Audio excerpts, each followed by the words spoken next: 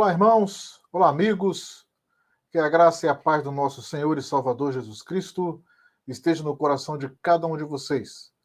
Eu sou o pastor Edson Gonçalves e eu quero, em nome da Igreja Evangélica Cristo para as Nações, desejar a você um dia abençoado na presença do Senhor. Nós estamos retomando as nossas leituras comentadas. E hoje nós vamos fazer a leitura comentada do texto do Êxodo, do capítulo 13, versículo 17, até o capítulo 17, versículo 16. Vamos ver aquela passagem que é bastante famosa, a saída do povo de Israel do Egito, a passagem pelo Mar Vermelho e a sua entrada no deserto para poder fazer a caminhada até chegar à terra de Canaã. Vamos então à nossa leitura. Acompanhe conosco, abra sua Bíblia para que possamos juntos aprender o que Deus tem para cada um de nós. Nós temos aí no capítulo 13, versículo 17, quando Deus leva então o povo pelo caminho do deserto. Interessante observar que de dia estava uma coluna de nuvem e de noite uma coluna de fogo. Nós vemos isso aí no versículo de número 20. E o objetivo de Deus ao trazer esta coluna de nuvem durante o dia era para proteger o povo do deserto e à noite a coluna de fogo para aquecê-los também no frio. No capítulo 14, versículo 1, nós vemos Deus mandando o povo retroceder, ou seja, voltar e acampar diante do mar. No versículo de número 5, os egípcios perseguem os israelitas. E diz o texto que com 600 carros e soldados. Quando chega no versículo de número 10, nós temos a aproximação do faraó no acampamento dos israelitas e eles têm medo. Observam juntamente com Moisés e murmuram, né? Reclamam com Moisés porque eles saíram do Egito para ir morrer ali no deserto. Deus, no versículo 5, manda Moisés, ordena ao povo que marche. E aí ele manda que Moisés estenda o seu cajado para o mar, e aí o mar se abre e os israelitas atravessam o mar em terra seca, a pés enxutos, diz uma outra versão. No versículo de número 19, nós vemos que no momento em que o povo passa o mar, a nuvem e a coluna de fogo, elas passam para a retaguarda do povo. O mar se abre, o povo passa. E no versículo 23, os egípcios tentam passar, perseguindo o povo, mas ficam emperrados. E o interessante a gente observar é que a nuvem, tanto a nuvem como a coluna de fogo, serviu para proteger o povo e para desbaratar, vamos dizer assim, os egípcios. Eles ficaram sem saber o que estava acontecendo à sua frente. No versículo de número 26, Moisés estende a mão e o mar se fecha sobre os egípcios. E isto serviu para mostrar ao povo o poder de Deus e também para que o povo pudesse confiar em Moisés. Entramos agora no capítulo 15 e temos o cântico de Moisés. Moisés ele vai exaltando o Deus de Israel, ele vai falando sobre o triunfo, né, que Deus lançou ao mar os carros de guerra e o exército de Faraó, os seus melhores oficiais afogaram-se no Mar Vermelho. Esta passagem, ela traz uma simbologia muito grande de exaltação e agradecimento a Deus pelo que foi feito ao povo de Israel. As nações, versículo 14, as nações ouvem e estremecem, a angústia se apodera do povo da Filistia. O Mar Vermelho, como eu falei, a abertura do Mar Vermelho, ela serviu para mostrar não só o poder de Deus, mas também a confiança de que Moisés era o seu profeta.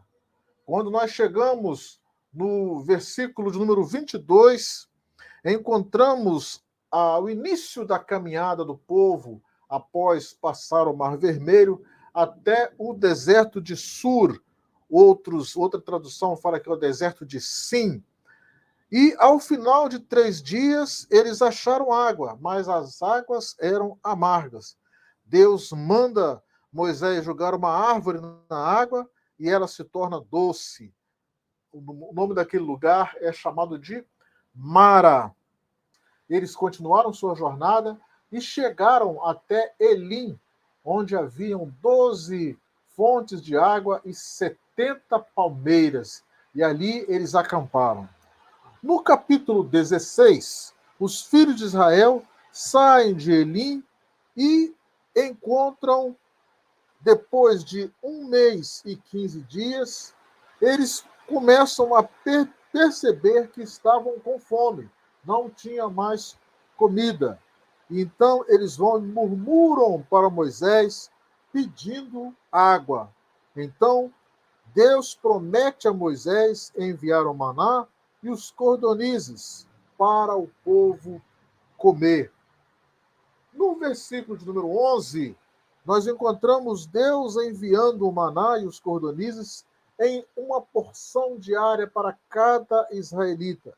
E o interessante é observar que a ordem de Deus é que, chegando na sexta-feira, eles deveriam colher o maná em dobro para poder descansar no sábado. E esse maná, ele foi consumido pelos israelitas até o final dos 40 anos. Foi um período em que, durante todo esse tempo, o povo não teve o que reclamar de comida. Deus mandava o maná de manhã e à tardezinha, o entardecer, eram os cordonizes. Então, juntando os cordonizes com o maná, dava ali um banquete para o povo no deserto. No capítulo 17, o povo chega em Massá e Meribá e murmuram com Moisés por falta de comida. Deus manda Moisés ferir a rocha para dar água ao povo, e assim aconteceu. No versículo 8, Amaleque ataca Israel, e o interessante é que Amaleque ele usava de uma estratégia de atacar somente a retaguarda, pegava as crianças, os velhos, e assim atacava ali o povo. E Deus, então, fala para que Moisés mande Josué escolher um exército para lutar. E aí, enquanto as mãos de Moisés estivessem levantadas, Israel vencia. E então, com a ajuda de Ur e Arão, Israel venceu. Que os braços de Moisés foram sustentados por esses 2 homens, a fim de que Israel pudesse vencer. O que nós podemos entender e achar e colocar como uma mensagem para nós? Eu quero meditar com respeito às murmurações do povo. E foram 4 murmurações que eles fizeram aqui nesse período. A primeira murmuração, ali no capítulo 14, versículo 10, quando os egípcios, quando os israelitas, vendo que os egípcios estavam vindo sobre eles, murmuraram a Moisés: por que nós vamos permanecer? Por que saímos do Egito para morrer aqui neste lugar? Será que era porque não tinha sepulcros no Egito? E é interessante a gente observar que os israelitas trabalhavam na construção das pirâmides ali, dos mausoléus, dos faraós egípcios. Os egípcios tinham muita preocupação com o túmulo quando fossem falecer. Então, seria como uma ironia daquelas pessoas que estavam perguntando a Moisés por que saíram do Egito para morrer ali. Será que era por falta de túmulos? A segunda, no capítulo 15, versículo 22, depois de 3 dias de caminhada, eles encontram água, mas a água está amarga. E Deus fala para Moisés: pega uma árvore e joga na água, que as águas vão ficar doces. Mas o povo reclamou de Moisés por causa da falta d'água. E nós chegamos também no capítulo 16, versículo 1, que depois de 1 mês e 15 dias, eles começam a sentir fome. E aí, então, Deus providencia um maná para saciar a fome daquele povo.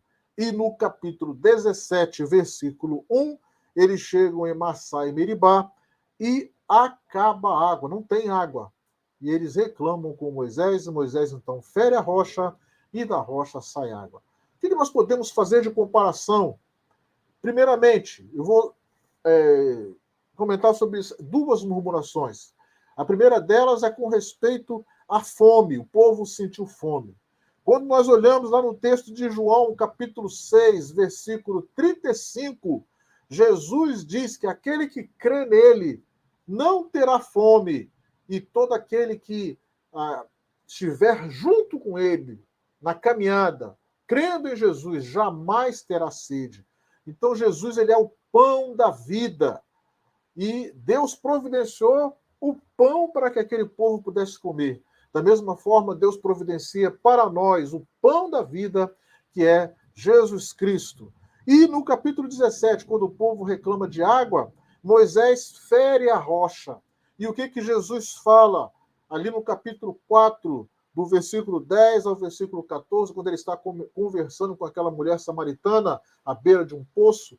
Jesus fala que se ela soubesse quem é que estava pedindo água para ela, ele daria água, e a água que ele desse iria jorrar para a vida eterna, iria jorrar de dentro da pessoa água viva. Então, Jesus, ele é a fonte das águas. E Deus providenciou para o povo ali no deserto, que através do ferir a rocha, de Moisés ferir a rocha, a água sairia. A rocha, naquele momento, estava representando a pessoa do Senhor Jesus. Então, esse trecho, ele é bastante emblemático, teríamos muitas lições para tirar aqui. Você é convidado para estar conosco no nosso tempo, que ali nós comentamos e esmiuçamos um pouquinho mais esta passagem, esta e outras passagens.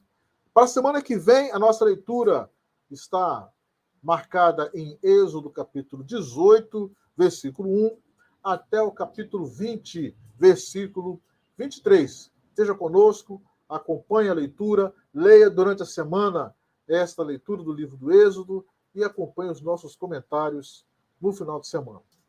Que Deus abençoe a tua vida, a vida da tua família, e que nós possamos continuar juntos, meditando na palavra do Senhor. Tenha um dia abençoado na presença de Deus, em nome do Senhor Jesus.